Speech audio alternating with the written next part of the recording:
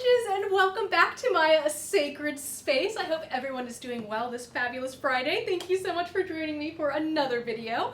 Now for today, I wanted to show you how I am setting up my altar for the full Beaver moon in Taurus, as well as the lunar eclipse we're experiencing. If you haven't seen my video from Wednesday all about the correspondences and a little bit more about how you can celebrate this full moon, definitely check it out. And over on Patreon, I will be hosting a patron-exclusive ritual. It is open to all tiers of patronage, and that will be happening Tuesday, November 8th, 8 p.m. Eastern Standard Time. So be sure to check that out over on Patreon, and without further ado, let's build an altar. Alright, so the first thing I'm going to show you, I'm going to preface with, it's not real, so no one freak out. This is literally made of plastic, it's vegan, but because the full moon is in the sign of Taurus, and I have family members who were like really obsessed with Spain and then gave me cool like vaguely taxidermy stuff, I have a set of plastic bullhorns that I don't really know what to do with because it doesn't super fit the vibe in my house. Now, my idea was to make a really cute like flower crown and like put like all these beautiful vines hanging off of it and then like hang it up in my house, but I don't know if that's dumb. Like, I don't know if that's silly, but I think I might just do it anyways because I think it would be cute. So anyways, this is not going to go actually on my altar, but I thought it would be kind of a unique time to use it for the full moon in Taurus. So I'll show you, I'm going to flip the camera around at the very end of the video, but this is actually going to go at the foot of my altar, and I really feel like it just kind of brings the entirety of my altar into this new kind of space. I've always worked with like the surface level and not like the legs of this table before, and now I'm like, how can I decorate like every part of my altar for every single moon, holiday, etc. So yes, a whole new world has been opened up to me, but for now I'm gonna just put these in place. Alright, next, I am going to put my moon lamp down, and I chose to have it in like the color red. I don't know if you guys can actually see that, but that is to kind of like, oh you can, okay good.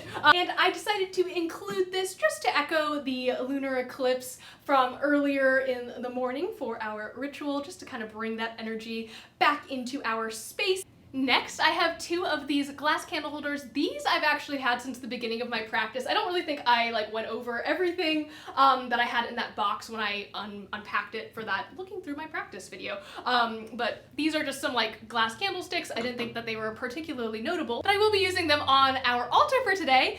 This also gives me a really good excuse to like actually go out and buy like white tapers, because like candles, because like whenever I go to the store, even though they're like 99 cents, I'm like, I don't deserve it. I don't need these right now, but now I actually do, so that's how I tricked myself into doing it. Next, I'm going to be adding what looks to be a dead plant, but this is my Rose of Jericho, or resurrection plant. My mom also called these dinosaur plants, but I feel like that's not right, or it just might be something that she was making up. I'm not 100% sure. So generally, the Rose of Jericho is used in a lot of prosperity workings. It's really associated with abundance, but I also really love the visual of the flower opening up and kind of like yourself blooming after a time of chaos, right? So I'm using it in that instance.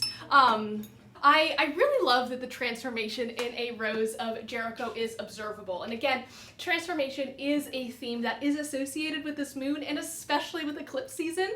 So I really wanted to find something in my house that I had on hand that really exemplifies that transition or kind of like that change. And I really felt like the Rose of Jericho did it. So that's why I'm including it. In order for a Rose of Jericho to open up and begin to flower, you have to add some water to its roots.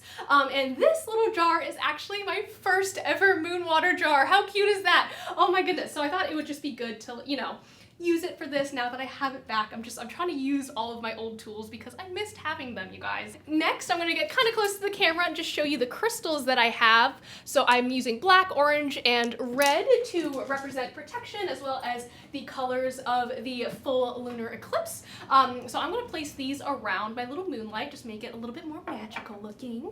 Now, because Taurus is all about self-care, the material world, luxury, kind of just treating yourself, I feel like that's very much Taurus energy. I am going to be adding some, these are just little bowls that I'm going to add to my altar that I actually made in high school. They are really tragic, but I use them as offering bowls now.